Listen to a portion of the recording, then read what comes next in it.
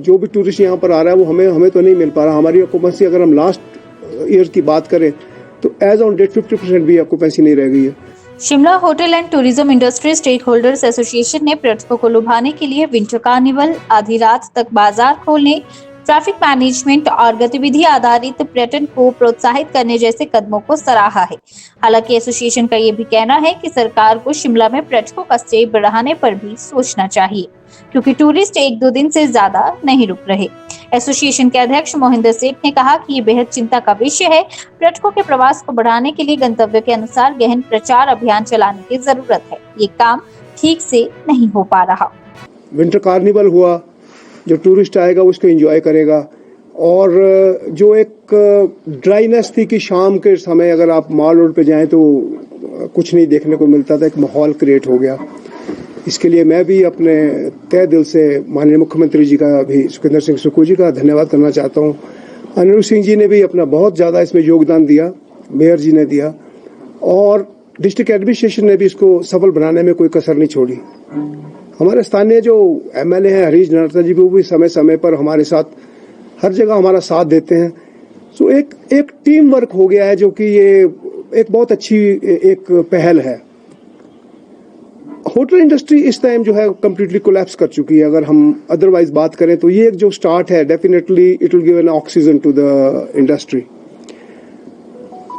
उसकी मेन कई समस्याएं हैं, जैसे अगर हम बात करें कि मशरूमिंग ऑफ, मेरे कई पत्रकार बंधु मुझसे पूछते हैं कि सेठ साहब व्हाट इज दी ऑक्यूपेंसी, कितनी बुकिंग्स आ गई और कितना, क्या इस समय जो है हमारी स्थिति है ऑक्यूपेंसी की।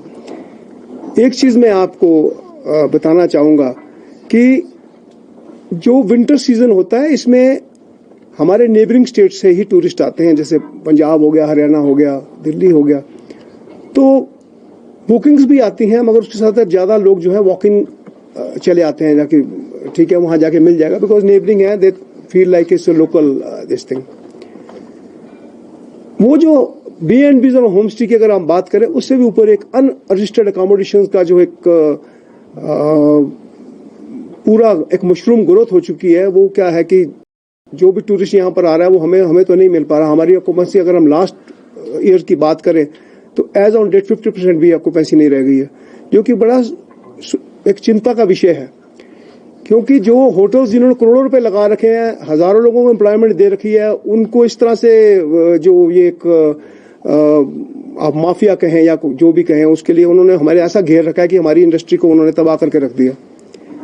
उसके लिए हम जो वर्तमान सरकार है उसने एक बड़ा अच्छा फैसला लिया है, बड़ा सराहनीय कदम किया है कि अभी उन्होंने एक लेजिस्लेचर पास किया है जिसमें penalty has been increase from 10,000 rupees to 1 lakh rupees.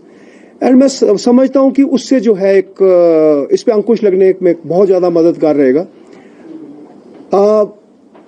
उसमें भी ये स्थिति है कि हम ये नहीं कह रहे कि होम स्टेज बने या B&B बने, मगर उसमें हो क्या रहा है कि जो B&B बनते हैं वो 6 कमरे से ऊपर नहीं बन सकते। वो लोग 6 कमरे की आड़ में 20 कमरे 40 कमरे इस तरह से वो लोग चला रहे हैं।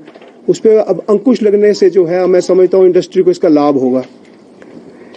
सिमिलरली अगर हम बात करें एज ऑन डेट, अगर हम स्टेशन की बात करें, ट्रेन स्टेशन की बात करें, वी वर शॉक्ड कि ट्रेन स्टेशन से जो टूरिस्ट आता था वो होटल्स में जाया करता था, मगर एज ऑन डेट कुछ ऐसा वहां पर माहौल क्रिएट कर दिया गया है कि वहां से जो, अगर हम कंट्रीब्यूशन की बात करें towards the hotel occupancy, it's hardly anything.